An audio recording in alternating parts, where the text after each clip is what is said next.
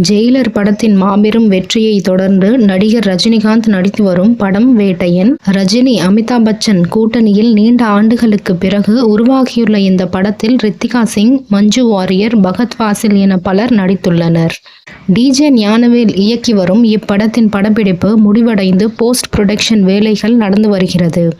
ஜெய்பீம் படத்திற்கு பிறகு ஞானவேல் இயக்கும் படம் என்பதால் வேட்டையன் படம் மீது ரசிகர்களுக்கு பெரிய எதிர்பார்ப்பு உள்ளது என்றே கூறலாம். வரும் அக்டோபர் மாதம் 10ஆம் தேதி படம் ரிலீஸ் என கூறப்பட்டுள்ளது. வேட்டையன் கதை.